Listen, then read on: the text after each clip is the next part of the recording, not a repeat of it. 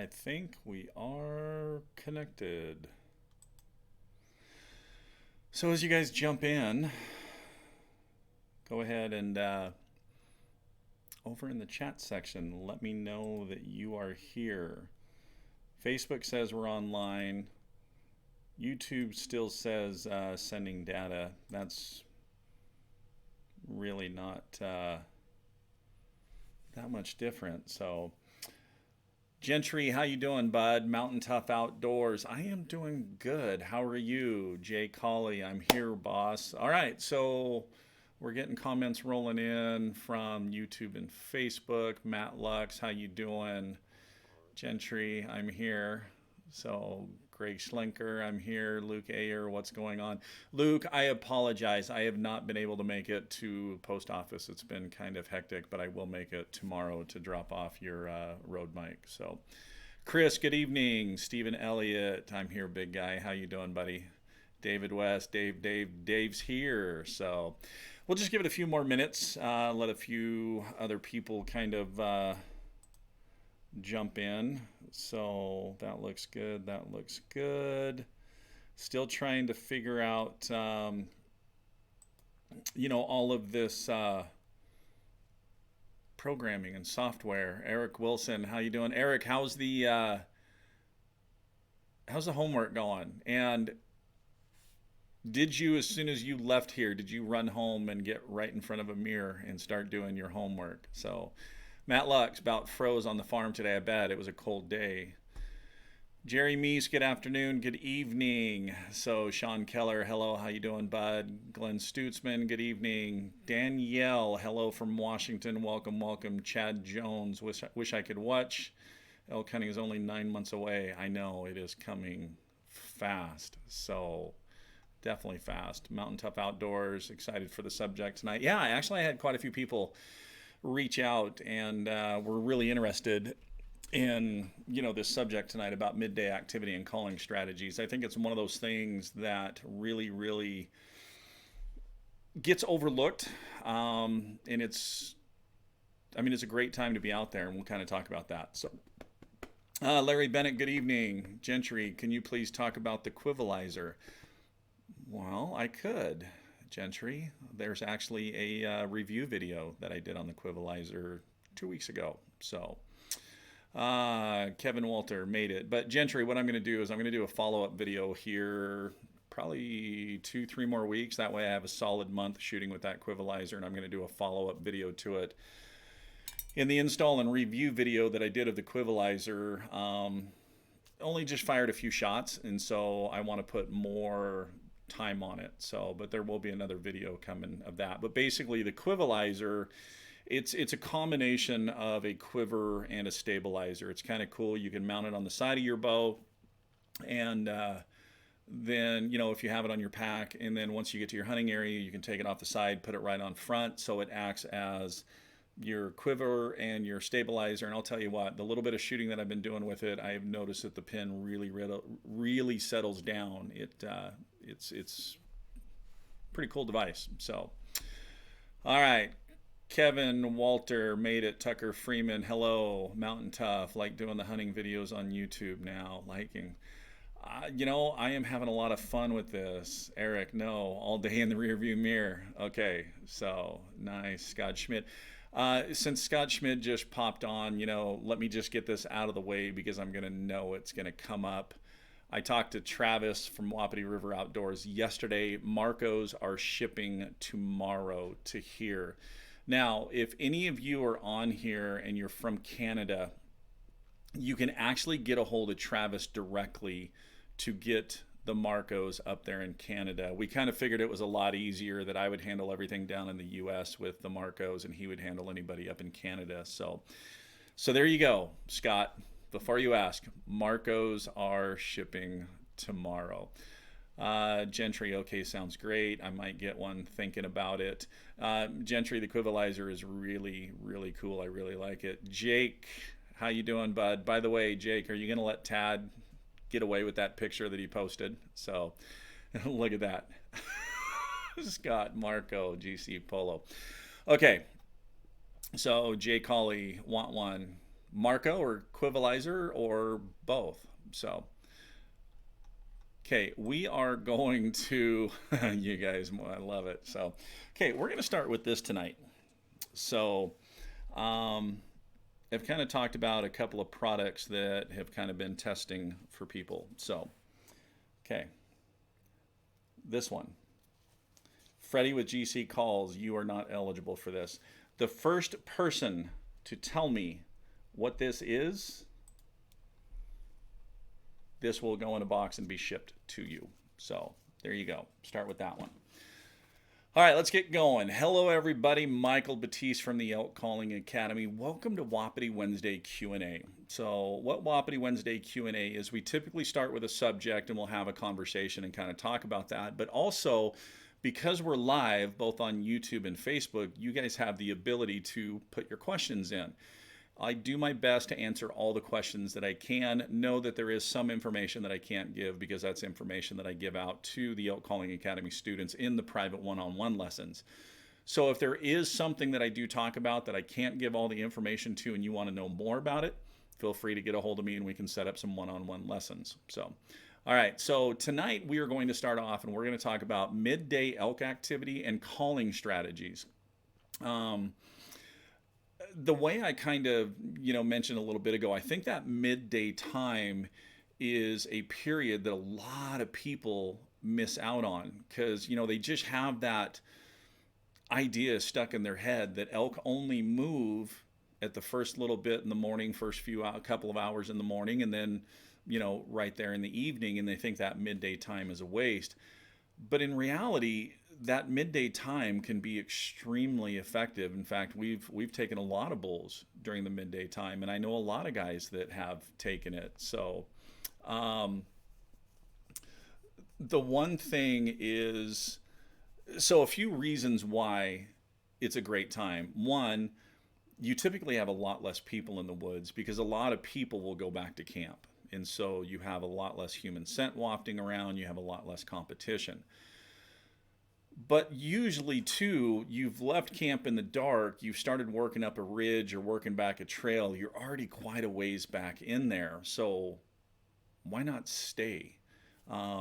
Because, we've talked about it in the past with the elk, how they feed during the night and then they go and bed down and they work on the contents of the stomach. Well, once that stomach is empty, they get up and start moving around again. They start feeding, they go to water, they go to wallows. But the cool thing is, too, is during the midday, a bull is more apt to go a little farther away from his cows than he is when they're on the feet because he knows where they're bedded down. He knows right where they're at. Where if he leaves them when they're on the feet and they keep wandering, then, he has to go find them. So that's another advantage. If you are working or hunting a herd bull, that midday time, he has that willingness to travel a little bit farther away from him, which could be a huge advantage to you because now you're not dealing with the bull with all of his cows and all those sets of eyes. You're dealing with that bull. The other thing is sometimes you don't get, well, I was going to say you don't get a ton of bugling activity, but you can increase. So, and the calling strategies that you do are what can really increase that activity. So now, certainly as the rut progresses and it gets farther in, that bull, he's going to get up on his feet and he's routinely going to be running around checking those cows. So that's where the breeding sequence is a really, really effective calling sequence because if he gets up during the midday and wanders around and none of his cows are hot, you're 150, 200 yards away and you're doing this breeding sequence routine that's portraying a bull that has a hot cow. Man, he's going to really be interested in that. He's going to want to come over and check it out. So, another technique that we kind of use quite a bit is just those 2 or 3 soft cow calls every 4 or 5 minutes. But So basically, what we do in the morning when those elk are transitioning from their feeding area to their bedding area, we're mobile. We're locating from different spots. We're trying to strike that bull. We're trying to get one to pop off that wants to play a little bit. And then once we have that bull pipe off, then we move in and we work them. We'll work that bull until either a shot happens, he wins us, he sees us, or he loses interest, or if he's traveling to his bedding area and we just couldn't catch up to him. Usually we'll play that game in the morning until 11 o'clock, sometimes noon, depending on the time of the season and the temperature of the day. Sometimes it could be earlier. Usually what we do is once we know those elk have gone to bed, that's kind of when we kind of put the calls away for a little bit. That's when we move up on the mountain just a little bit more, because thermals generally have changed at that point. So we definitely want to be a little higher than them. And, we'll get 250 yards away, depending on the topography. Get set up and we'll just hang out. And that's when we, replenish on the fluids, replenish on food, and like I said, deploy the hammocks, and we take a nap ourselves. Now, usually, once we know they've kind of gone to bed, we know we have about that 3-hour window. So what generally we'll do, say it's 10 o'clock in the morning and the elk have gone to bed. So usually about 12:30, we'll start with those 2 or 3 soft cow calls. And we'll do 2 or 3 soft cow calls, wait 5 minutes, do 2 or 3 soft cow calls.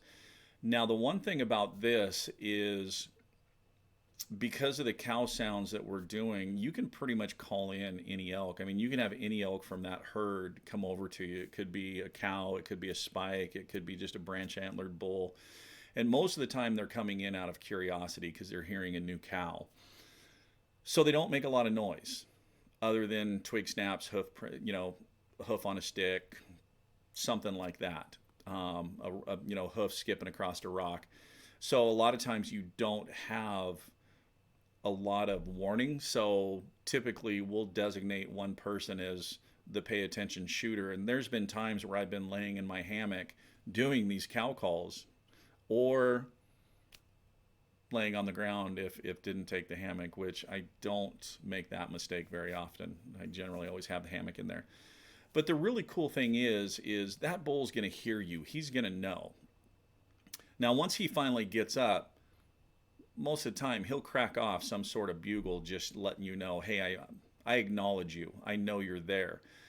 Then from that point, you can check the wind. You can move in, get set up on that bull, and then start going into that breeding sequence. So, then we'll go in, we'll work that breeding sequence, hopefully get a shot. But if not, then we back out to where we were set up before and stage and wait for, the evening time. So now that midday time, like I said, even the wallow, if you've got a pretty active wallow near where they're bedding, it's funny, the last several days I've been working on a lot of closed captioning on the YouTube channel to get all videos with closed captioning on, and going back and listening to some of the subjects. And it's kind of funny going back and watching the videos too, seeing how videos have, evolved over the last year and a half of doing this. But one of them, we talked about a approach or strategy that we've done at wallows, where we've used cow and heat gel, and basically we created a drag down the trail where we just soaked something in that gel, and then drug that down the trail and let some of that gel just drop, and then put up a decoy there by the wallow, churn it up with a stick, and then do some light calling, and we'll mix it with a few cow sounds, a bugle or two, make it sound like that there's just a bull and a cow in there. But that's another really effective midday tactic that you can hang out right by that wallow and do. So let's see if we got any questions. Chris Perta from YouTube. Suggest doing any calling for late season hunting. Think I might try some light cow calling. Chris, you're right on the nail right there with the light cow calling. Get into an area where you find fresh sign, fresh tracks, fresh droppings, fresh pee, and just let off those 2 or 3 soft cow calls. Wait 4 or 5 minutes, and just repeat that for a little while. So be ready. The thing about that is you never know which direction those elk are going to be coming from. Facebook, Jay Carly, Marco, okay. GC, seriously, 2 in a row. I know, man. It's just because you and I have talked about this. So, Jake, haha, right? Gonna have to get Tad back for that. Yes, you do. So, Mountain Tough Outdoors, Bugle Tube Holder. Congratulations, you are the winner. Yes, this is the new grunt tube holder from Bendable Products that have been kind of testing. The cool thing is with this strap, you can basically put it on your hip belt between your knick-knack sacks and your pack. Your tube slides in. They do have 2 different sizes. This size right here really fits, the tubes like the Extreme Bully Bull, the Bully Bull Extreme, and then they do have a larger one that does fit the Phelps tube. So really, really cool. They fit in tight, nice and easy to deploy and put in. So Mountain Tough Outdoors, please email me your address at michael@elkcallingacademy.com, and I'll get this sent out to you. Eric Wilson, Bugle Tube Holder. Dang it, Eric, I should have told you that you were not eligible since you were here last night and saw it. So, Scott, that's a Bugle Tube holster. Mountain Tough Outdoors drink holder. What's funny is the first generation that they sent that's 6 inches tall actually fits a Nalgene bottle perfectly. So, I'm actually thinking about the first gen that he sent over to me, put a solid bottom on it, so that way I have the Nalgene bottle, because place we hunt has a ton of creeks, and I necessarily don't need to carry that 3-liter bladder in the pack, so just carry a Nalgene bottle and just fill that up every time I cross a creek. So Ron Thomas, Bugle Tube volume changer. So it could. Bugle Tube holster pack for a pack of I have no idea. Danielle, I like it. So, what Born and Raised called Midday. Yes. So, challenge bugle from 20 yards away while they're sleeping. Not so much. So, I mean, think about it. Scott, if you're sitting in your house and you're sleeping and somebody comes in and just starts shouting at you aggressively, do you wake up with interest, wondering what's going on, or do you wake up with the ready to fight and protect your domain? So, Scott Schmidt, oh God, Tad's here. I know, that's all we have to do. We just have to talk about Tad and he shows up. So, Gentry, starting to call and get ready. Sound great.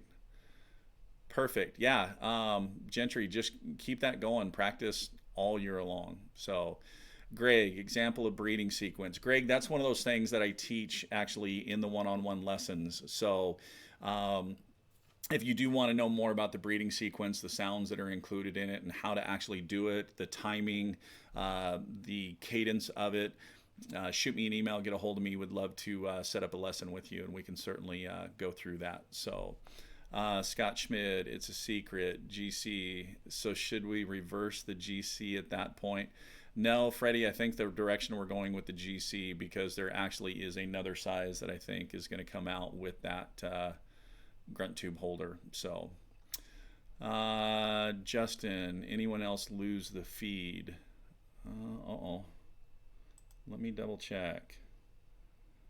That's good. 30 frames per second. Everything's looking good. So are you guys still seeing the tube okay? Well, let's just see if things just keep going here. Okay, not Sean Keller. While guiding, we killed 40% of our bulls from 11 to 2. Yes, I found it easier to call the herd bull in away from his cows in that time frame. Light calls, nothing aggressive. Exactly. Sean hit the nail on the head. And that's one thing that's really effective. And, some of these guys that are on here tonight, Scott Schmidt, Eric Wilson, some of these guys are students that have done the lessons and we have talked about the breeding sequence, and they certainly understand, how it goes. But it's one of those things that you don't jump right into it aggressively. And there certainly is a rhythm and an approach to it that you never have to worry about intimidating the bull that you're calling to with the process that we do within that breeding sequence. But it's extremely effective, and that 11 to 2 time frame is a phenomenal time. And kind of the two approaches that we talked about there, the breeding sequence or the cow approach, you're really, you can decide which approach you want to do, because you're going to get reactions from different types of elk. I'll tell you right now, the cow call approach. If you just want to go out and shoot an elk, it doesn't matter if it's a cow, a spike, a raghorn, or whatever. If you just go out and find fresh sign and you sit down and do these 2 to 3 cow calls every 5 minutes for an hour in that location, if nothing comes up, get up and move, follow those tracks, follow that sign. But you get in the area where there's elk, you will kill an elk every year with that. Now, the thing with the breeding sequence is the breeding sequence kind of focuses more on mature bulls. Those breeding class bulls, those breeding age bulls. So it really depends on what you want. What's your goal? What are you hoping to obtain, and what do you want to achieve? Do you just want to shoot an elk every year? Or do you, and that's the cool thing too, is because you can spend your day kind of doing a mixture of both. So, focus on the breeding sequence approach in the morning and the evenings. You know, cow sounds during the middle of the day until you get a bull to pipe off, then move in. But it's an ever evolving transition of kind of interwoving or bouncing back and forth between those calling approaches. So, okay, Justin, okay, thank you. Must be on my end. Chris, water bottle holder, GC calls. How far from the wallow do you usually set up? So usually what you want to do when you set up from the wallow is you want to obviously be on the downwind side. So the wind is blowing from the wallow to you. Whatever your shooting effective range is, and it also depends on the vegetation around it. You definitely want to set up close enough that you're nice and comfortable with the shot, but you're also far enough away and you have something to break up your silhouette. So last week where we talked about in the setup and breaking up your outline, that's really the important thing right there, is breaking up your silhouette. So, but it's going to vary from wallow to wallow depending on, what that vegetation is, what the shooting lanes, everything like that. So Ryan Clark, volume seems a little low tonight. Let me see if I can bump it up a little. Well, it's kind of maxed out up there.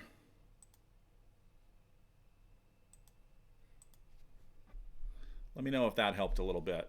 So, all right, what else do we got? David Crane, oh nice. Danielle, doo-doo. No, it's fine. Feed good from here. Tony Walker, how you doing? Okay, Larry, I still got you. The challenge bugle suggestion was sarcasm. Scott, yes, I know. I know you well enough, Scott, that I can read within that sarcasm. So, Bernie, sorry I'm late. GC, I meant flip the GC, blow through bigger end while calling in the hammock. So, yes. I blow, usually when I do cow sounds, that is when, what Freddie's talking about is on the Game Changer, where you have the small end and you have the larger end. Usually when I do my cow vocalizations, I do it through the larger end, just because it does really kind of soften it up a little bit, unless I want to do cow sounds that have a little bit more expansion, a little bit more volume, and then I go through that small end. So, okay. Now, the other thing with Midday, and this is not a tactic or strategy that I do, but I have some friends that do this during Midday. They'll be on their feet, covering ground, and then they have tree stands over wallows, and so they'll spend their midday time up on those wallows, and they still do a light calling approach, just with some cow sounds, light bugle, not very much at all. I just don't have the patience to sit in a tree stand.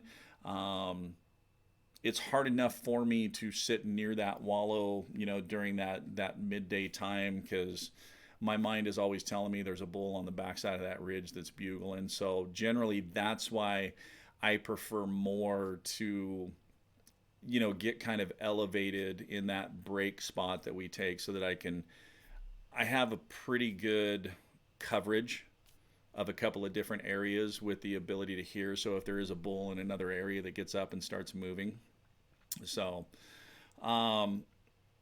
the other thing about midday time too is when you engage in that bull, you have a lot of time to work that bull, especially if you're really holding his interest and that bull is really into what you're doing. You don't have to rush it like you have to in the evening sometimes, where sometimes in the evenings it's just, fast and furious. You have, 30 minutes of light, or sometimes even less, to try to make something happen. So the cool thing is, with this midday, you can take the patience and really work this bull. You don't have to press him that hard, because if he doesn't come in for a shot opportunity during the midday, right where he's at. So then in the evening time, when he definitely gets up and starts moving to his feeding area, you're right there. You don't have that far to go to get onto that bull and start working him. So Bendable Products. Hi, Michael. We should have the bugle tube holder for sale on our website by the end of next week. Thanks. There you go, guys. So if you are interested, Bendable Products on their website, it will be available next week.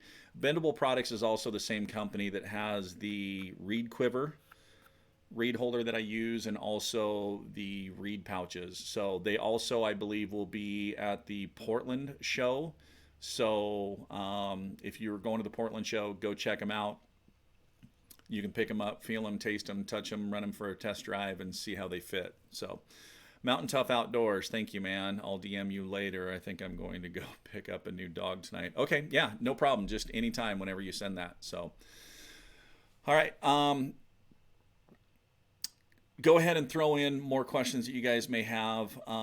So last week I announced the couple of winners for the 2 call packages. I have not heard from either of them as of yet. So I'm going to give it until next Wednesday.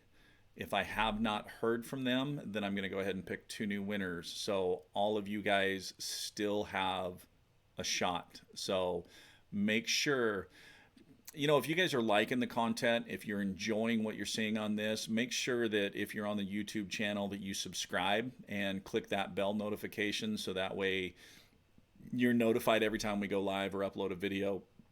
If you're on Facebook, make sure that you follow the page and like the page as well. So, okay. Speaking of Friday's video, we're doing something a little different this Friday. The video is the Pitch Black amp series from Phelps Game Calls. It is a full-blown review video of those, but we're doing it in YouTube's Premiere format, which means it's going to go live at 6 p.m. on Friday, but I am also going to be online. So as soon as it goes live, there will be a chat that we can chat back and forth. It won't be live like this. It'll be in chat format, but you guys can ask any questions that you have about those reads, and we can go from there. So, David Crane, you going to make it to the Washington show? Are you talking about the Bighorn show in Spokane, David? So, GC calls, I'll take one. David Crane, I'm in for the package. Perfect. Bernie, me. Jake Holly, pick me. I like it, guys. So the Washington show, I don't know. But I did find out the other day that World Elk Calling Championships finals are going to be July 11th through the 14th in Park City, Utah. kind of they're doing a little bit different this year, that there are regional qualifiers that you have to qualify for. The first regional qualifier is the ISE show in Denver. It is on Saturday, January 13th. So there is a chance that I may be in Denver for the ISE.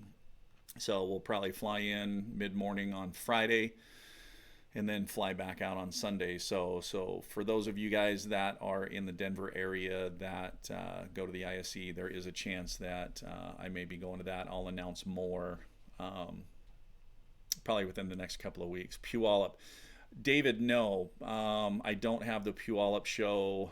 When is it? I don't have it on the schedule right now. In fact, I don't think I've ever been to the Puyallup show, so maybe.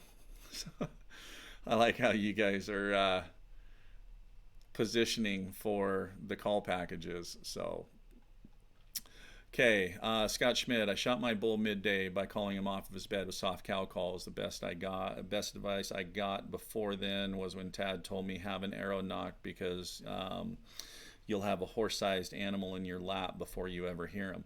Yeah, they do. They come in absolutely quiet, and it's amazing. You won't hear anything, and then all of a sudden they're going to be there. So that's why we have, generally one person designated as, the shooter and really, really, he's the one that's really paying attention. The rest of us are still kind of napping, lounging, kind of waiting. But yeah, they will come in really quick. So what other questions or scenarios do you guys have about, midday kind of approaches or other scenarios or calling that you may? David, January sometime. Whoa, Puyallup show, when? Is it a show a brand new hunter can go to?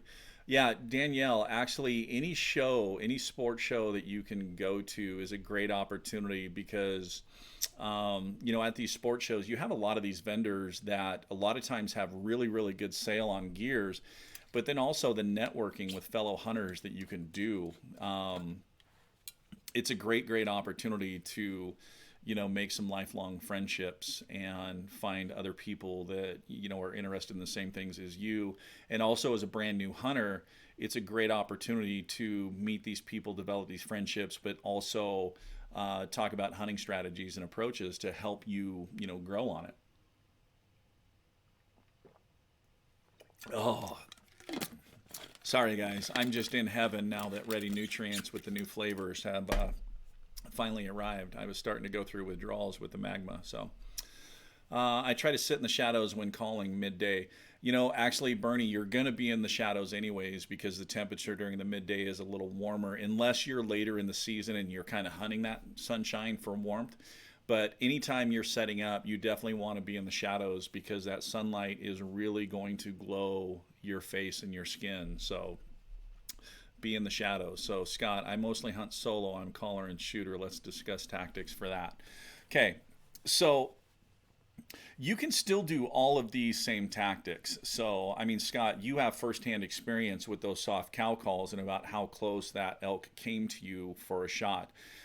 We have had it numerous times to where we've been doing these soft cow calls because it's not aggressive, it's not threatening, it's not anything. So generally they don't hang up from a distance. They just keep walking right in. And so you end up with elk extremely close. We had several this year at 15 yards. So they definitely come in close.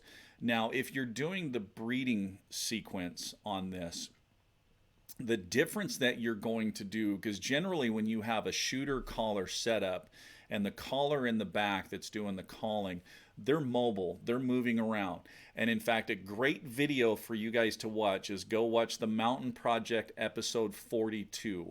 Watch how much those bulls are moving around. That's what you want to emulate when you're the caller, that type of movement. Now, if you're the shooter and the caller, you're still going to call and move, but this time it's going to be in a linear fashion, which means if you have a bull that is vocal, that you are working, you're going to call and then you are going to basically move his direction. So you're going to kind of half moon, downwind, and up a little bit. Now this is where, as a solo hunter, you really want to use the topography to your advantage. So if you have these little soft rollers, if that bull's on the backside of this roller, you know all he has to do is come up to the top of that to where he can peek his head over to see you as the caller. So you want to set up and call close enough that as soon as you're done calling, you go downwind and get up on top of that. So as soon as he comes up, you're right there for that shot. Now it may be that you call and move up there and he's still out a ways. You drop back to where you called from, call again, and move up. You're not moving a huge amount of ground. I mean, you're talking 15, 20 yards. So something you can do fairly quick, but you also want to do it as quiet as possible. So in essence, you're acting both as the shooter and the caller, but use that topography of the land to your advantage. So Jay, so are you going to be in the elk calling championship? So if I can qualify for the finals in July, then yes, I will be in the championships there in Park City, but I have to get through the qualifiers first, so we'll see. Okay, Danielle, good, because my dad wouldn't ever let me hunt. He passed 6 years ago, and I don't have much of support or friends on this. You know what, Danielle? You have numerous people on this live broadcast right here that are support. There's some great groups on Facebook that you can find, some support from. But the number one piece of advice I would tell you is, first off, welcome. It's a great environment. It is a great group of people. Like I said, I've met some lifelong friends through this industry. But the number one thing I would tell you is get to some of these shows, start networking. Any events that are in your area, like the film tour, that type of stuff. Those are all networking events to where you can really meet a lot of people. So, Larry, I would love to have the call package. I do need it really bad. Glenn, will the bulls respond to a longer range call midday, or do you need to be closer? That's the thing with the midday. You don't need a ton of volume because you're really only within a couple hundred yards of their bedding area. You're pretty close to where the elk are. So you don't need a ton of volume anyways. And that's one reason why some of those softer sounds that, like the cow sounds or parts of the breeding sequence that we do, they're softer calls that don't really intimidate. They have a lot of realism to them. So no, you don't need a huge, loud, canyon ringing location bugle on this. So in fact, that's kind of the opposite of what you want to do. I know I've said this phrase again before, but match your surroundings. So there's not a ton of volume during that midday. There's not a ton of sound. So just match that. So. Okay, David, it's the 24th through the 28th of January. So, I don't know. We'll have to see how that shakes out. Because, like I said, if I run over to ISE in Denver, I'm going to be there 12th, 13th, 14th, and then I know Western Hunting and Conservation Expo is in February. So David, I'll see. I'll kind of think about that and see how it fits in the schedule. So we're not going to rule it out at this point. How about that? So Jay Colley from Facebook, good luck. You got this. Appreciate that. So GC calls Elk Whisperer, great insight. Thank you. So outdoor hunting addiction made it. Jack, welcome. So I will be at shows. If you see a female in Safeway calling. I love it. Love it. Okay. Jason, hello from Colorado. Bugle me this. You'd be surprised too, Danielle. Who you meet when you're out in the woods. I met a guy this year from Washington. I'm from Texas. We ended up hunting together and now keep in touch. See, that's awesome right there. So same thing. So Jason O'Hare, yes, come to Denver, please.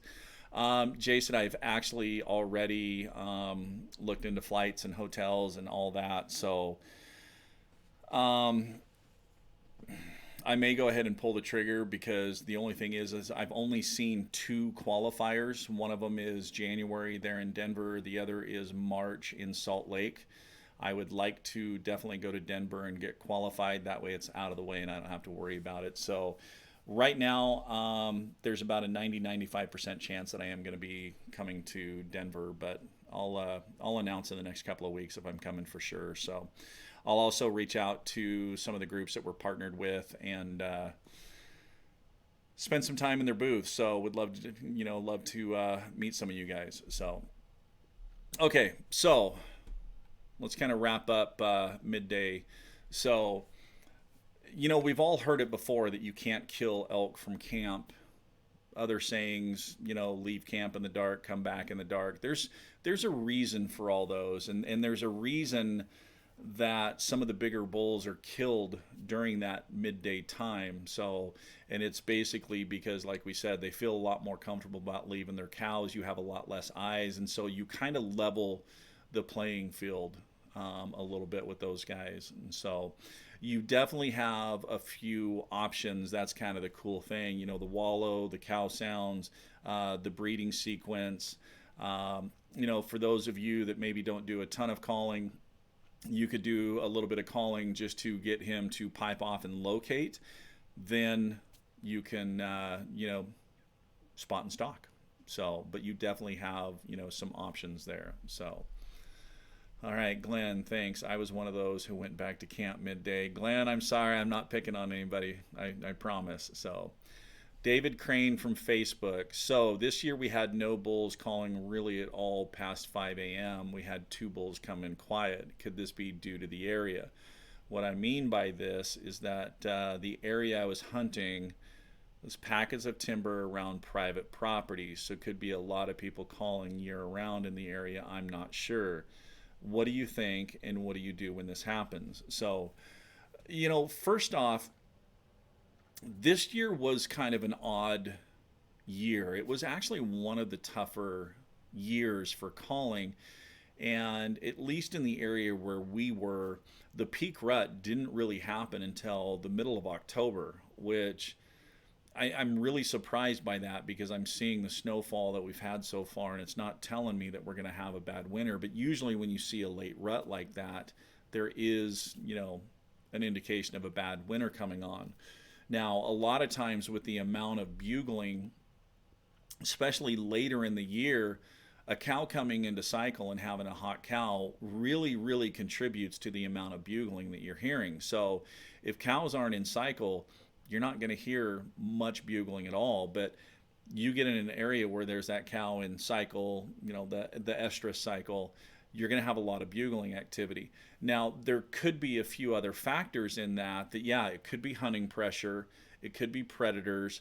The private property, I don't think really plays onto it that much because they know where that private property is. I've hunted the edges of private property, and I've had bulls just going absolutely nuts on the private property. And, they'll leave that public ground because of the pressure. They'll get on that private, and they'll get far enough into that private that they know they're safe. And then, it's a rut fest. So just tons and tons of bugling. So it could be a few factors, it's hard to say. I don't know what the hunting pressure was like in there, what the predator situation is. But typically, if you have bulls that are really not bugling that much, it's generally due to high pressure or, predators in the area, or just no cows in cycle. So, all right, Freddie, you make the finals. I'm meeting you in Utah. That is a deal. So what's going on? It's not just only the World Elk Calling Championships there at Park City. So RMEF is doing a whole big event there in Park City. It's also going to be part of the Total Archery Challenge. So there's the archery shoot going on. RMEF has all kinds of dinners and banquets and raffles and shows. And there's plenty of stuff for, the family. So if you guys have never been to an RMEF event, this is going to be a great one to go to. Because there's going to be so much to do at this show. So, Bernie, have you ever sat by a canyon where they bed midday? Yeah, because that's the whole purpose of this, Bernie. Is I'm usually, like I said, within a couple of 100 yards from where they're bedding, because I want to be close enough. I want to be far enough away that I'm controlling my scent. So that's why I'm usually up a little bit higher than them on the mountain, because the thermals are generally blowing up that time of day. I'm in a position to where I'm controlling my thermals. I know there's no way my thermals are going to go to their bedding area, but I want to be close enough so that if a bull does pipe off, I can move quickly and get on him and start working him. So yeah, I've sat there fairly close to their bedding area. I don't go into the bedding areas. So reason is if you go into bedding areas and you blow that group out of that bedding area, the chance of them coming back to that bedding area within your season is pretty slim. So they're generally just going to move on to another bedding area where they feel absolutely safe, and that's going to be the new area that they bed. So, all right, Jerry Dixon, great midday advice. Thanks for your time. My pleasure. Thank you for tuning in. So, Gentry, got to go. Thanks for the tips. P.S. I taught myself to call no help. Just throw a read in and learned how to make a cow call. Then went from there. Got a monster to answer. Practice makes perfect. So. Nice job. Yeah, I did the same way. I didn't have anybody to teach me. It was basically throw that reed and gag and spit and everything else until I could do it. So, Scott, how do you hunt midday if you haven't located any elk? So, tracks, sign. So, I mean, that's basically, what you're doing. So, that's the whole purpose in the morning of when you're trying to locate. And the locate, again, we've talked about response. Everybody thinks a response is a bugle. Well, we've already talked in the past that response can be a lot of different things. It could be raking. It could be a bull coming to you. It could be a cow coming to you. Those are all responses. Well, located elk. Just because you don't hear a bugle, but you find fresh tracks, fresh pee, and fresh droppings, well, guess what? You located elk. They're there. So then once you locate that, follow those tracks. Go to the direction they're heading. Follow them the best that you can, keeping the wind in your favor. You've located them. So, okay, Ryan Clark, good luck qualifying. I was late tonight. Is there a contest going on? Puyallup show would be awesome if you could make it. Ryan, the contest that we're talking about is the World Elk Calling Championships in July in Park City, Utah, and then the qualifiers that they have. Lucas, private property is where I do most of my hunting. Last year was great. This year, not so much. Yeah, this year was just odd everywhere. I mean, a lot of people that, well, I mean, those of you that have tuned in, watching the Land of the Free or Destination Elk, these are guys that have high levels of success and they're struggling. So it was just an odd year. So don't take don't take anything that happened this year as an indication of that's how a normal year is. Especially those of you that are new. This year was not normal. It was tough. So David Crane, thanks Mike for the info. We had bulls for sure on camera. Just when it came to September, the bulls were in stealth mode. Now, David, I'm going to expand on that a little bit. Were the bulls in stealth mode or did they move out of the area? Because a lot of times when you have cameras during the summer, if all you're getting is bulls, then you have a camera set up in a bull's summer area.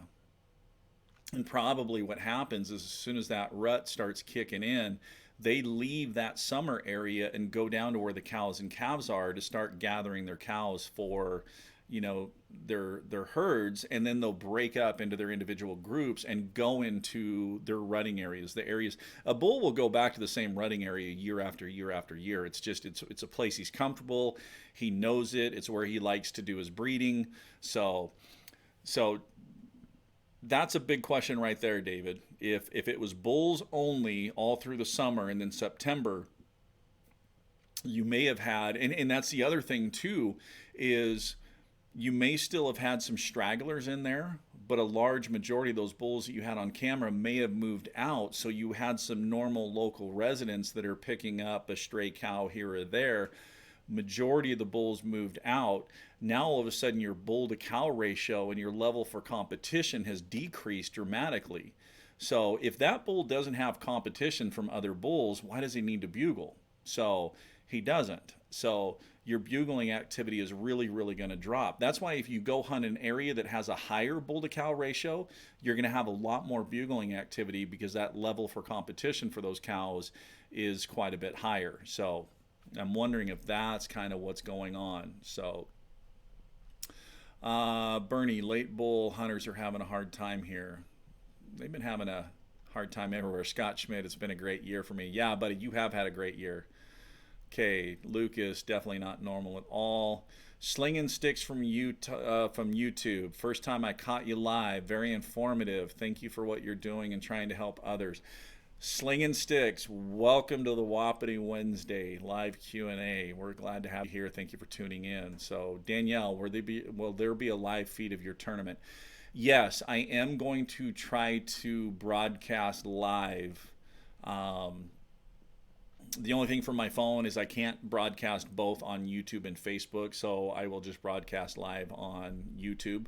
But yeah, I will broadcast live for the preliminaries, and if the good Lord willing that I make it to the finals, I will broadcast the finals as well. So David, well, didn't get a bull, did tag a cow. It came into my call. It was all cows till late summer. That's when the bulls came in. Okay, so if you had cows, then yeah, you were in the area that the cows were. The bulls were coming in, starting to round up the cows.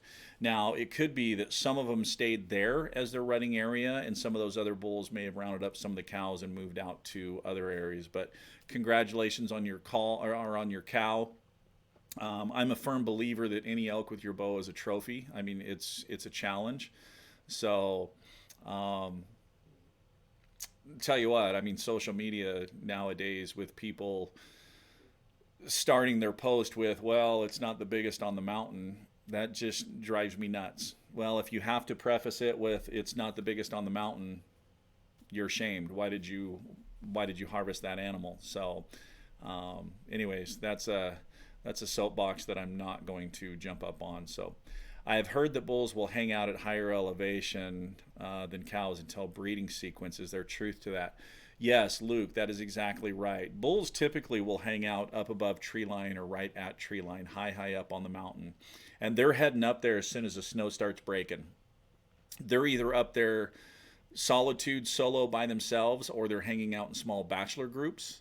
The cows are typically lower elevation because those are the parts that the snow leaves first, and those plush new grasses of the spring grow first.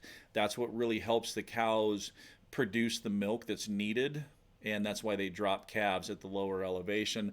Plus, higher up, you can still get some late spring snowstorms that hit that higher elevation, and a cow taking a calf into that environment, pretty rough. So that's why the cows will be lower in elevation. So David from Facebook, 2 6x7s, and we did have a 5x5 the whole time.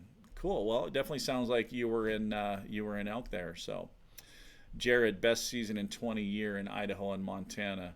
Very nice. So. And that's one of the things that I have heard some people in some areas had great, phenomenal seasons, but majority of the areas that I heard from multiple different states that it was a tough year. David from Facebook again, the 2 6x7s were at the end of the summer, did have a 6x6, but he was spooked and headed out. Scott, speaking of cameras, where I shot mine this year, there were a ton of rubs and a heavily used trail in the bedding area. I want to hang a camera on that trail, but I'm concerned with putting my scent there to check the cameras close to hunting season. Scott, don't worry about it. That would be a great place to hang cameras. The thing about when I run cameras is I'll set cameras out, and I usually only go back every 2 to 3 weeks. In fact, usually I'll stretch it out to 3 weeks. I don't pull the card and view the pictures right there at the camera. I take a second card in with me so that I walk in, I swap that card, and I'm right back out. I'm not spending much time in there at all. Because usually, it's during the summer, it's pretty dang hot during the midday. You don't want to really be hiking around a ton anyways. And so those morning trips, excuse me, in and out, swap those cards out. And then when I get back to camp during the midday heat, then I'm looking at those pictures on on the card. Now, the one thing I do is I have my cameras numbered, 1, 2, 3, 4, 5. I have at least 2 cards for each camera that are numbered also. So the number 1 cards go with the number 1 camera, the number 2 cards go with the number 2 camera. And then when I set that camera each year, I drop a pin on my OnX, and I'll label it 1-18. So for this year, that's camera number 1 for the 2018 season. So that way I can gather all that information and really know what cameras are producing what type of elk, what type of bulls, what size of bulls, get a good idea of numbers. And then once I find an area that I'm getting, so maybe I have one area that I'm not getting really very many pictures at all, but I have another area that has a lot of pictures, a lot of traffic. I will move that second camera over in the general vicinity of that other camera so that I can start establishing a direction of travel. Are they coming into it? Are they coming out of it? And then all that information then will get you timestamps, what time of day they're coming, what direction they're coming from, or what direction they're heading out. Can give you a ton of information on those. And then, like I said, the nice thing is you have those on your OnX on your phone.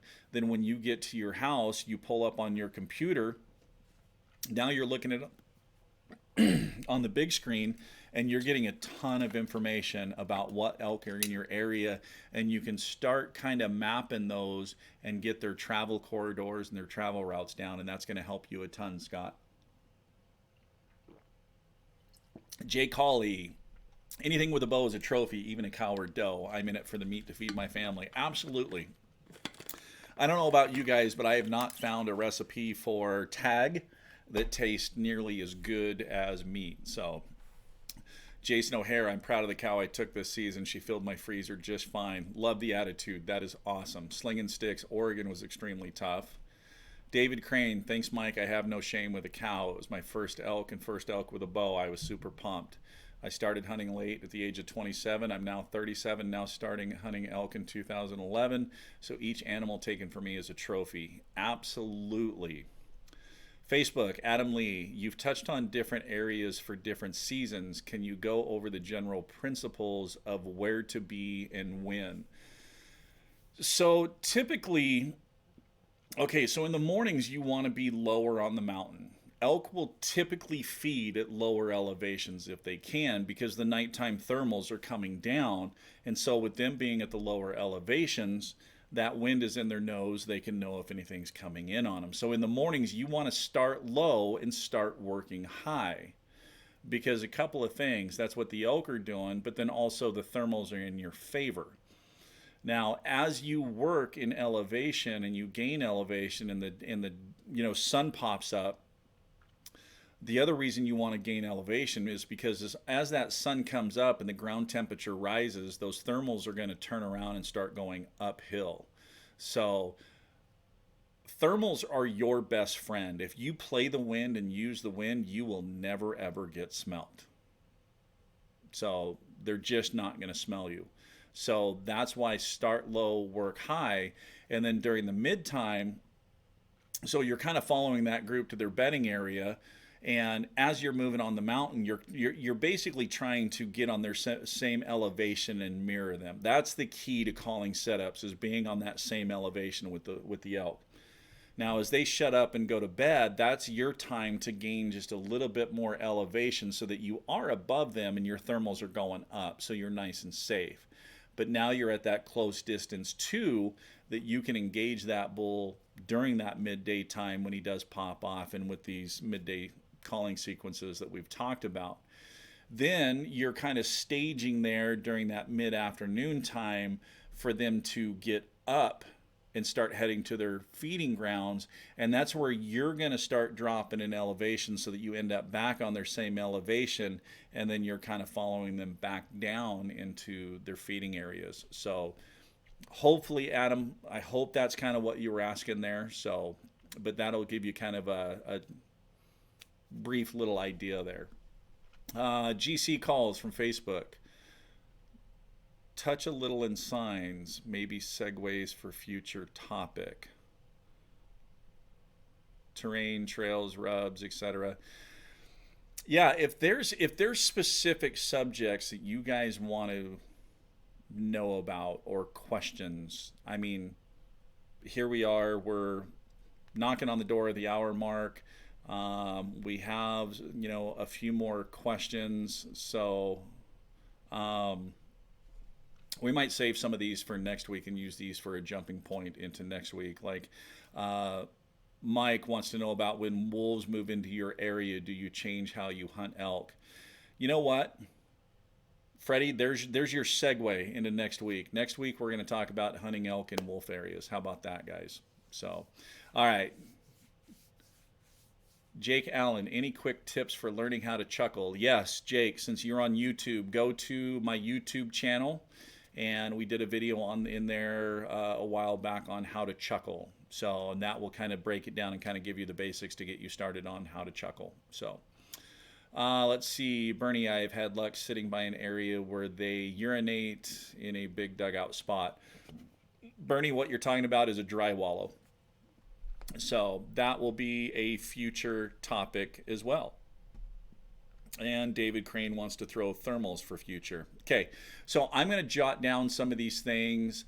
Hunting elk and wolves areas, dry wallows, and thermals. So I'll jot those down for future. So, all right, guys, we're going to wrap this up for tonight. We're approaching that hour mark, like I said. So Friday, come back and join us on the YouTube for the premiere of the Pitch Black Series read review from Phelps Game Calls.